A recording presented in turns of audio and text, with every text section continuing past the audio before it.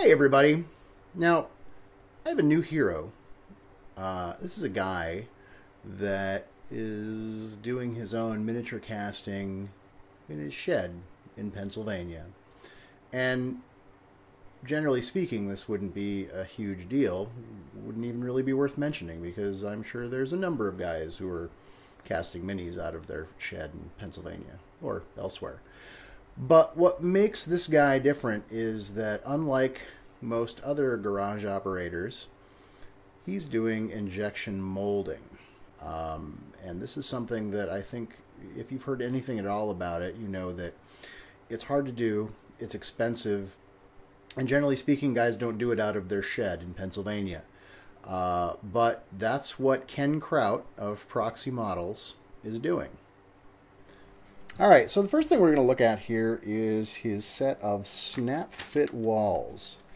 Now these are meant to be used for HeroClix, which when I first saw these, I actually went to his site and had a look around at his various products, and I saw these walls, and they come with these stands. And the idea is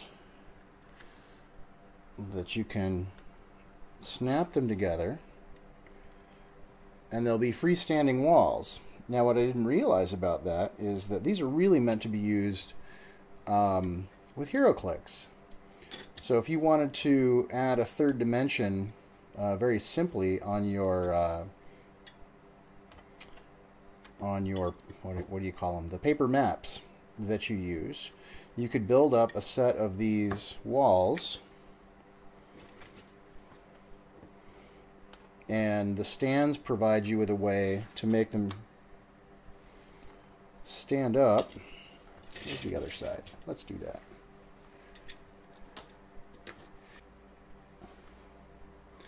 Right?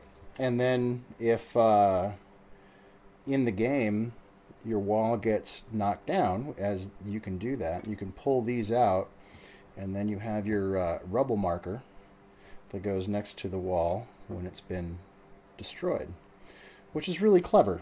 I like that a lot. But aside from that, I mean, it's also something that could get use in other games as well.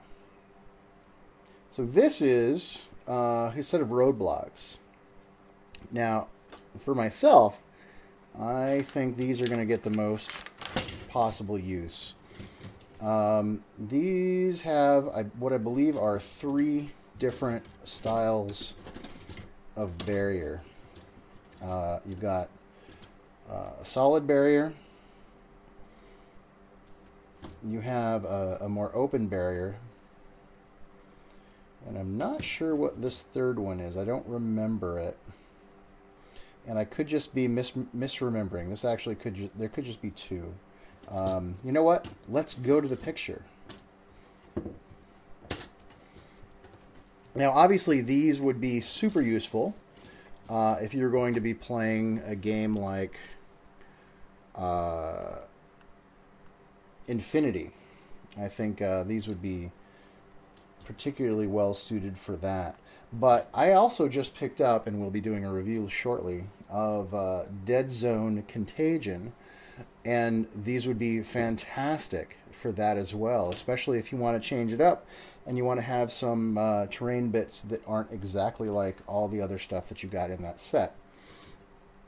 The casting, by the way, I didn't mention this with the snap fit walls, but the casting on these are really nice. And they should go together very well, you know. And I think before I finish this off, I'm going to give it a try and put a couple of things together, and we'll see how that actually works out. But that's really exciting. These things are really nice, and again, a nice alternative to some of the other stuff that's out there. By the way, let's talk a little bit about price as well. The Roadblock set that we're looking at here, as well as the snap fit walls that we just saw, go for about $10. So $10 for 1, 2, 3, 4, 8 different road barriers. That's pretty good. All right, let's go take a look at something else. So as you might imagine, anybody who's going to be doing their own injection molded casting is probably going to want to do some bread and butter items like these bases. Now these are 75 by 50, but he has a huge range of bases on his store, and this set is 2, 4, 6, 8 bases for $4.50. And $4.50, and these are, you know, obviously big bases. I'm not entirely sure what these would be used for. Certainly nothing that I'm building. These are probably more for historical minis, but that's fine. All right, so this is the future prefab, and this is just, you know, like a prefab building that you might see on a Colony World. Again, not unlike the building that is in Dead Zone Contagion. And again, this is another one that would be nice to perhaps add to that set. And also another good one for Infinity or other sci-fi skirmish games that you might be playing. I think I have another picture of this one that we can share what it looks like built up. But I really like the detail on this. I like the doorways. There's detail on both sides of every piece, so that provides a lot of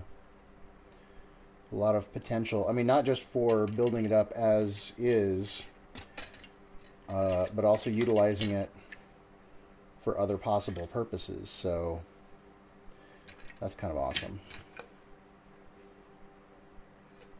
That looks like a top hatch. You know, like maybe something you would use to get onto the roof. But obviously it's a wall. That's probably the ceiling, and it doesn't look like it necessarily has a floor. But that's all right. All right, I think we have one more thing to look at. All right, and here we have the final thing we're going to look at today. This is the Billboard Set. It is 2 billboards, and it's $4.50 for the 2. And it comes not just with the billboard itself, which will hold, you know, something roughly the size of a business card. It's a little bit bigger than that, maybe. But it also has the mount for it, so that you could actually have it mounted up off the ground. But that would be pretty cool. Another thing to add some detail to your terrain table for both, well, really for almost any modern to postmodern setting, or even post-apocalyptic if you like.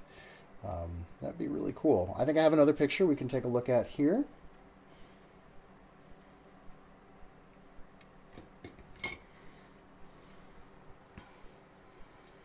All right, I hope you enjoyed this look at the products from Proxie Models. Obviously, that's not everything. I encourage you to go to proxiemodels.com. There's the web address right there. Right there. Right there. There it is. And go take a look. He's got a lot of stuff.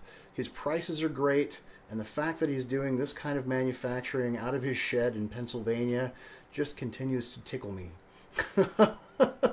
Ken, you are my hero. Yeah, definitely go take a look. I'm going to be picking up some of his stuff. I've already started assembling some of this stuff, and I hope to be using a lot of it in the future.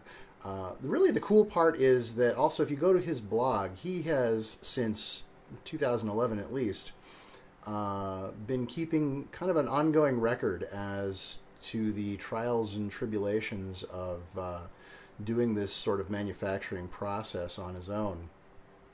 And it's very fascinating. And you can also see, the frustrations sometimes that come of trying to do something of this scope. But it's amazing. It really is amazing that, he's been willing to just jump in with both feet and go. I